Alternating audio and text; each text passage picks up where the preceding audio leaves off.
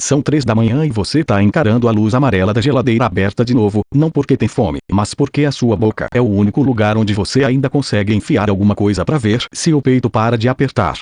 É só um tapinha comestível nas costas, um anestésico barato pra esse vazio que tem o formato exato de um dia que deu errado. São 2:30 da manhã. A casa inteira tá escura. O único brilho azulado que sobra no apartamento é o reflexo da porta da geladeira aberta iluminando seu rosto de cima a baixo.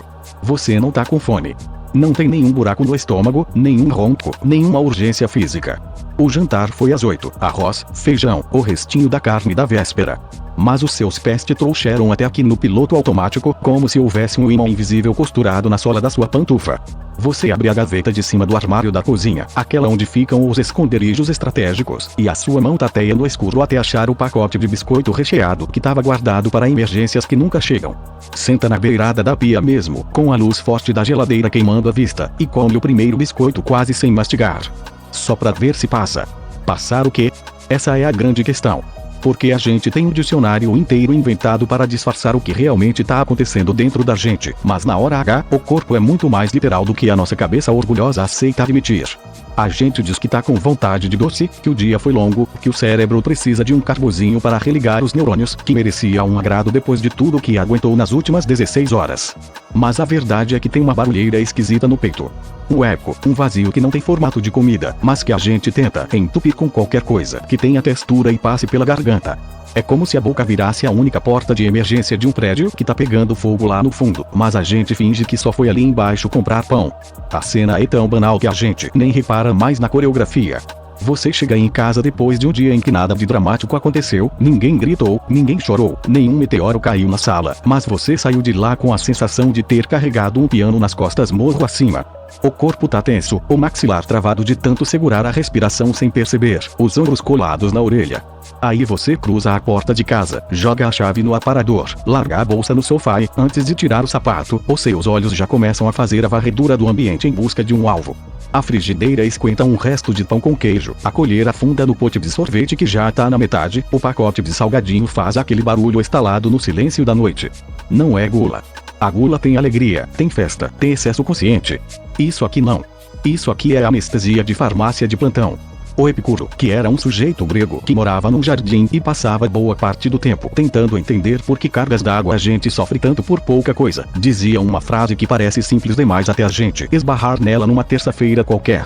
Ele falava que os desejos naturais e necessários são fáceis de saciar, o resto é invenção da nossa própria cabeça confusa. Só que o Epicuro vivia no tempo em que a maior preocupação da pessoa era saber se ia ter azeitona no almoço. Ele não conhecia a nossa modalidade de ansiedade moderna, aquela que não tem cara, não tem endereço certo e não avisa quando vai chegar. A nossa fome de hoje em dia não é de comida.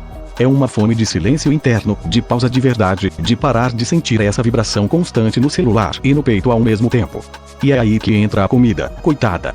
Porque a comida é a única coisa tangível que a gente tem acesso imediato para lidar com o intangível. O estômago é um órgão honesto. Se você bota um volume lá dentro, ele manda o sinal pro cérebro. Pronto, tá cheio, pode sossegar. É uma linha direta com a nossa infância mais remota, com o tempo em que qualquer choro no joelho vinha acompanhado de um cafuné e um copo de achocolatado. A gente aprendeu muito cedo, antes mesmo de saber articular frase completa, que comer é sinônimo de ser cuidado. Quando o peito aperta de uma angústia que a gente não sabe nomear, se é solidão, se é tédio, se é cansaço da própria cara, a nossa biologia entra em pânico e puxa o arquivo mais antigo que tem. Bota comida para dentro que a mãe tá logo ali. Só que a mãe não tá ali. É só você, a pia suja e a luz amarela da cozinha. O problema não é comer o biscoito de madrugada. Pelo amor de Deus, a vida já é difícil o bastante para a gente ter que prestar contas para a patrulha da folha de alface. O problema é a mentira que a gente conta para si mesmo no segundo seguinte, quando o pacote esvazia e fica só o farelo na bancada e aquela culpa meio besta flutuando no ar. A gente olha para o espelho do banheiro na hora de escovar os dentes e se trata como se fosse um criminoso pego em flagrante. Nossa, mas eu sou muito fraco mesmo, não tenho autocontrole nenhum, por isso que eu nunca chego em lugar nenhum. Olha que salto lógico monumental. O cara tá com o sistema nervoso no talo, exausto de fingir que tá tudo sob controle no mundo que desaba a cada 5 minutos, e se culpa porque comeu um pedaço de bolo às 10 da noite. A gente transforma uma tentativa desesperada de sobrevivência emocional em falha moral. A Baruch Spinoza, séculos depois daquele grego do jardim, olhou para nossa alma com um pouco mais de generosidade e reparou numa coisa chamada conatus. É uma palavra meio chique para uma ideia muito simples. A tendência natural de tudo o que existe no mundo de continuar existindo, de se defender da dor, de buscar o que mantém a vida acesa. O teu corpo não tá tentando te sabotar quando te empurra para a geladeira no meio da noite. Pelo contrário. O teu corpo tá fazendo exatamente o que sabe fazer para não deixar a peteca cair. Na falta de um abraço que resolva, na falta de uma perspectiva de futuro que não dê vertigem, na falta de um sossego real que não dependa de 30 coisas para dar certo, o corpo improvisa.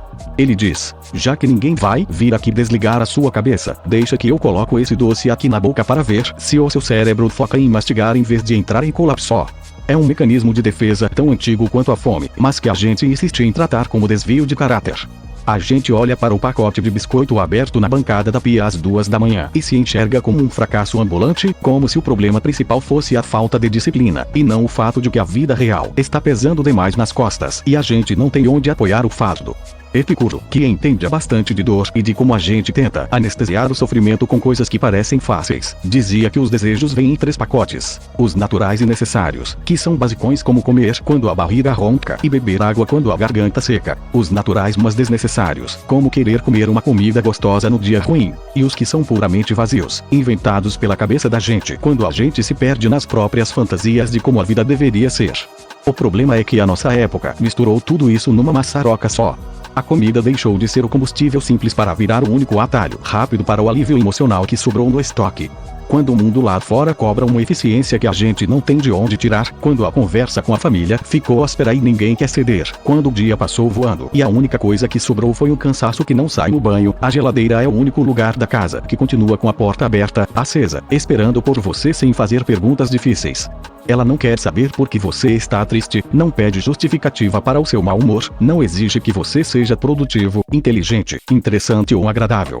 Ela só entrega o doce, o salgado, o gorduroso, o que estiver no alcance da mão. E por alguns segundos, enquanto a textura da comida ocupa a boca e o paladar é soterrado pelo açúcar ou pelo sal, o barulho do mundo diminui o volume.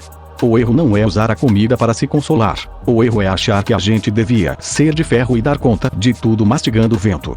Spinoza diria que o teu corpo está apenas obedecendo àquela força primária de autoconservação, tentando achar uma fresta de prazer onde só existe aperto. Quando a gente entende isso, a culpa diminui um bocadinho, mesmo que o pacote de bolacha continue vazio no balcão. A gente para de se olhar no espelho com aquela raiva cega de quem acha que estragou tudo de novo, e começa a olhar com a mesma paciência com que a gente olharia para um amigo que chegou em casa encharcado de chuva, tremendo de frio. Você não dá bronca no amigo por ele estar molhado. Você joga uma toalha seca nos ombros dele e oferece o chá quente. Com a gente, o tratamento costuma ser o oposto. A gente se chicoteia porque a alma está encharcada e o corpo teve que improvisar um guarda-chuva com o que tinha na despensa. A virada não está em trancar a geladeira com cadeado e jogar a chave pela janela, como se a força de vontade fosse resolver um incêndio jogando um copo d'água. A virada está em olhar para esse impulso de comer sem fome e conseguir traduzir o que ele está tentando dizer no idioma dos sussurros. É parar no meio do caminho, com o armário aberto, e perguntar para si mesmo, sem julgamento moral, sem aquele peso nas costas: o que é que está doendo tanto agora que a minha boca está desesperada para mastigar? Às vezes a resposta é só um eu não aguento mais fingir que está tudo bem. Às vezes é só a lembrança de um dia longo demais onde ninguém disse obrigado por nada. E só de dar nome para o aperto, só de olhar para ele de frente, o estômago descansa um pouco e o braço percebe que talvez não precise abrir o pacote inteiro. Não é sobre virar monge, não é sobre seguir dieta restritiva da Instagram, não é sobre alcançar uma perfeição ascética que não existe na vida real de ninguém. É só sobre conseguir colocar um pouco de gentileza onde antes só havia cobrança e o chicote estalando. A vida já é difícil o suficiente para a gente transformar a nossa própria fome em tribunal.